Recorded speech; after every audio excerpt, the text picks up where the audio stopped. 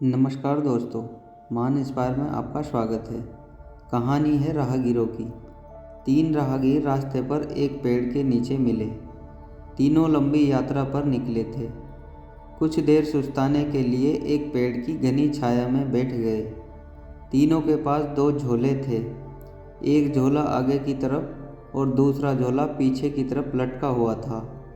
तीनों एक साथ बैठे और यहाँ वहाँ की बातें करने लगे, जैसे कौन कहाँ से आया, कहाँ जाना है, कितनी दूर है, घर में कौन कौन रहता है।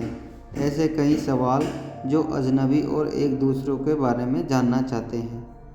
तीनों यात्री कद काठी में समान थे, पर सबके चेहरे के भाव अलग अलग थे। एक बहुत थका निराश लग रहा था, जैसे सफ़र ने उसे बोझिल बना दिया।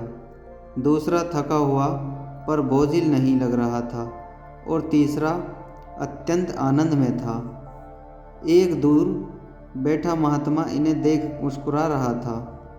तभी तीनों की नज़र महात्मा पर पड़ी और उसके पास जाकर तीनों ने सवाल किया कि वे क्यों मुस्कुरा रहे हैं। इस सवाल के जवाब में महात्मा ने तीनों से सवाल किया कि तुम्हारे पास 2-2 झोले हैं, इनमें से एक में तुम्हें लोगों की अच्छाई को रखना है और एक में बुराई को। बताओ क्या करोगे। एक ने कहा, मेरे आगे वाले झोले में मैं बुराई को रखूँगा ताकि जीवन भर उनसे दूर रहूँ, और पीछे अच्छाई रखूँगा।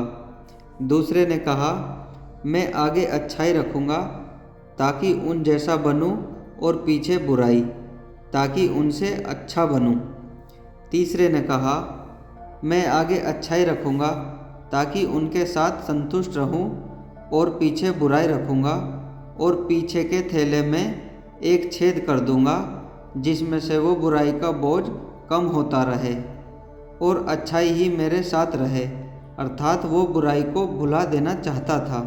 यह सुनकर महात्मा ने कहा, पहला जो सफ़र में थक कर निराश दिख रहा था, जिसने कहा कि वो बुराई को सामने रखेगा, वो इस यात्रा के भांति जीवन से थक गया है, क्योंकि उसकी सोच नकारात्मक है। उसके लिए जीवन कठिन है। दूसरा जो थका है पर निराश नहीं, जिसने कहा, अच्छाई सामने रखूँगा, पर बुराई से बेहतर बनने की कोशिश में वो थक जाता है, क्योंकि वो बेवजह की होड़ में है। तीसरा जिसने कहा कि वो अच्छाई को आगे रखता है और बुराई को पीछे रख उसे भुला देना चाहता है, वो संतुष्ट है और जीवन का आनंद ले रहा है। इसी तरह वो जीवन यात्रा में खुश है। जीवन में जब तक व्यक्ति दूसरों में बुराई को ढूंढेगा, वो खुश नहीं रह सकता। जीवन भी एक यात्रा है जिसमें सकारात्मक सोच जीवन को खुशहाल बनाती है। जीवन में क्रोध सबसे बड़ा बोझ है और क्षमा सबसे सुंदर और सरल रास्ता है जो जीवन को बोझहीन बनाता है। दोस्तों, आज की कहानी में बस इतना ही। आज की कहानी आपको कैसी लगी कमेंट बॉक्स में बताएं। कहानी पसंद आई हो तो वीडियो को लाइक और चैनल को सब्सक्राइब करें। मिलते हैं नेक्स्ट वीडियो में इसी तरह की मोटिवेशनल कहानी के साथ। जय हिंद दोस्तों।